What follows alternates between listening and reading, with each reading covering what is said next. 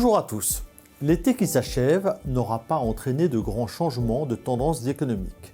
La croissance mondiale plie mais ne rompt pas, l'inflation décélère mais reste supérieure aux objectifs des banques centrales. Une pente douce dans les deux cas. La question de cette rentrée est celle de l'arrêt ou non de la hausse des taux aux États-Unis et en Europe.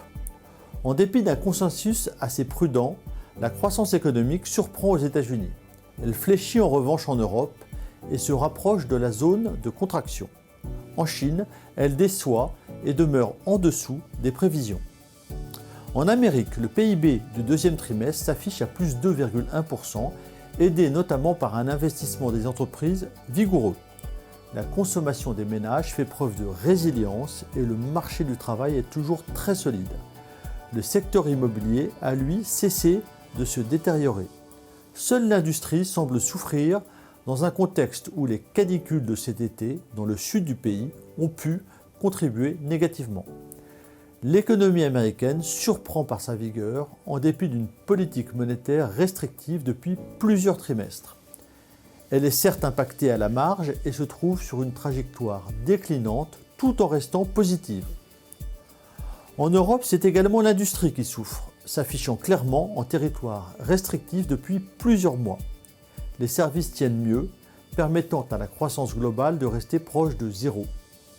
L'Allemagne souffre davantage du fait de son positionnement très industriel. D'autres pays, comme la France, s'en tirent un peu mieux, donnant à l'économie européenne une assise plus solide que prévu. Les dernières statistiques chinoises confirment l'essoufflement de la croissance post-Covid. Le gouvernement et la Banque centrale prennent des mesures de relance qui semblent toutefois trop timorées par rapport aux attentes. D'autres décisions favorables à l'activité devraient être annoncées prochainement. Sur le front de l'inflation, l'été a confirmé la tendance à la lente décélération. Aux États-Unis, le taux est passé sous les 4%, ce qui est une bonne surprise.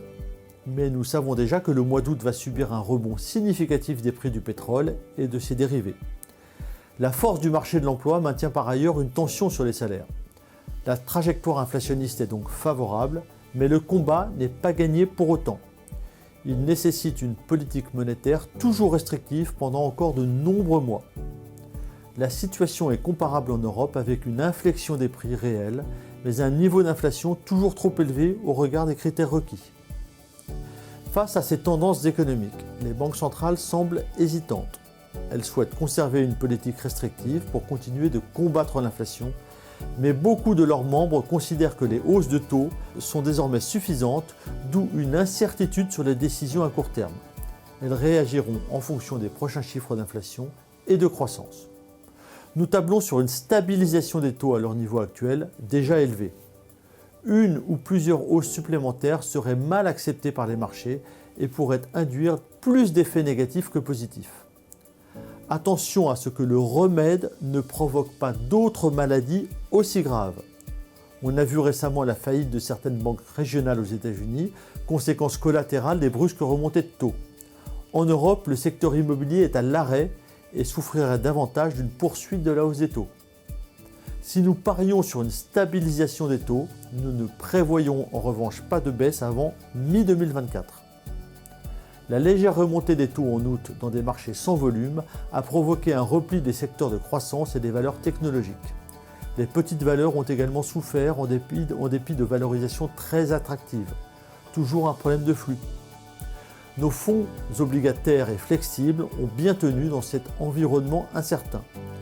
Nous restons sur nos positions en faveur de ces secteurs de croissance qui bénéficieront d'une politique monétaire plus favorable. Nous sommes restés stables dans nos allocations. Légère sous-pondération en actions pour nos mandats modérés et équilibrés. Neutralité pour nos mandats dynamiques.